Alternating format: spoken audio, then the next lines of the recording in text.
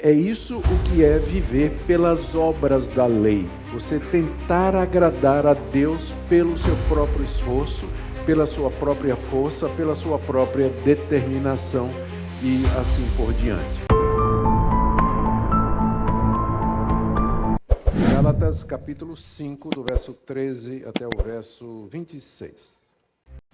Porque vós, irmãos, fostes chamados à liberdade. Porém, não useis da liberdade para dar ocasião à carne. Sede antes servos uns dos outros pelo amor. Porque toda lei se cumpre em um só preceito, a saber, amarás o teu próximo como a ti mesmo. Se vós, porém, vos mordeis e devorais uns aos outros, vede que não sejais mutuamente destruídos.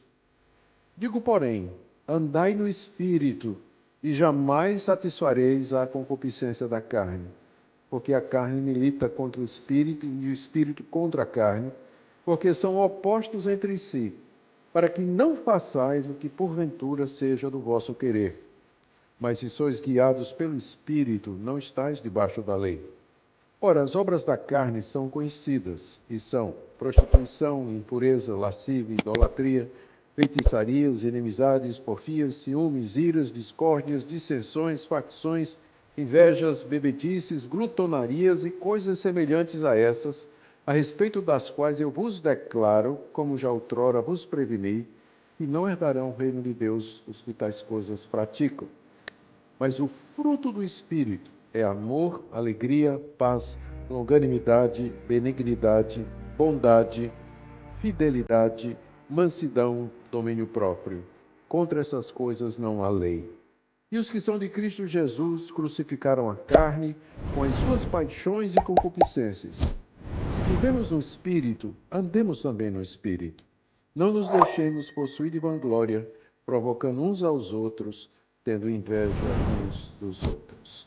Então, esses judeus que se tornaram cristãos, eles entendiam que todo mundo que professasse a fé em Jesus, uma vez que Jesus era o Messias judeu, ele era filho de Abraão, ele era o filho da promessa feita aos descendentes de Abraão, deveriam se circuncidar e guardar a lei de Moisés, não somente para serem salvos, mas também para poderem ter uma vida espiritual mais profunda, para que pudessem ser pessoas cheias do Espírito Santo, por assim dizer. E os Gálatas, naturalmente, queriam ser pessoas do Espírito, cheias do Espírito Santo. Eu não conheço nenhum crente de verdade que não queira experimentar a plenitude do Espírito Santo de Deus.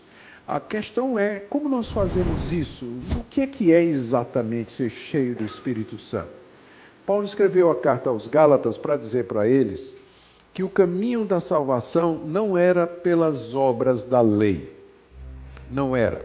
As obras da lei têm a ver com... Quando aqueles mestres diziam, vocês têm que guardar as obras da lei para serem salvos, eles estavam pressupondo de que havia no ser humano habilidade e capacidade de fazer o bem, mesmo que ele tenha sido atingido pelo pecado. Então, quando se fala em obras, sempre a ideia é do homem fazendo alguma coisa para merecer de Deus ou a salvação ou o acesso à sua presença e as bênçãos espirituais. Então, obras têm a ver com a carne. Carne usada no sentido da existência humana, aquilo que eu sou, a minha humanidade. A vida na carne, que é a vida na natureza humana, que está ligada a obras, tentar fazer alguma coisa para agradar a Deus, e que caracteriza a vida do mundo, e que produz coisas contrárias àquilo que Deus deseja. Então, quem não está em Cristo está nesse modo de existência. Ele está vivendo pela sua própria força, ele está debaixo da lei, ele tenta agradar a Deus pelo que ele faz, ele não consegue e acaba caindo em pecado, e é isso que marca a vida do mundo. O outro modo de existência é o modo de vivência no Espírito Santo de Deus, onde você não procura agradar a Deus e ser salvo por alguma coisa que você faz, mas você pela graça, recebe pela fé aquilo que Deus já fez por você. E isso é o que chamamos de vida no Espírito.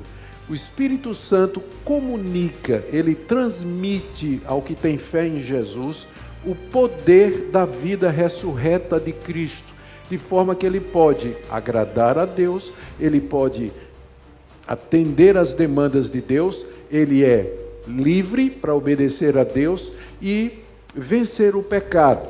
Muito crente é assim, ele crê, ele é salvo pela graça, mas na hora de viver a vida cristã, ele vai viver na carne, no esforço pessoal. Ele quer fazer as coisas, não é que ele é mal intencionado, ele apenas desconhece o Evangelho na sua plenitude, ele ainda não entendeu o Evangelho, que a gente é salvo, não somente é salvo pela graça, mas que a gente se santifica pela graça, da mesma forma, que o processo de santificação é também pela graça, e é essa vida no Espírito. É o Espírito Santo quem nos traz o poder necessário para a gente vencer o pecado, dominar as paixões pecaminosas e andar nesse mundo de uma forma que nós podemos agradar a Deus.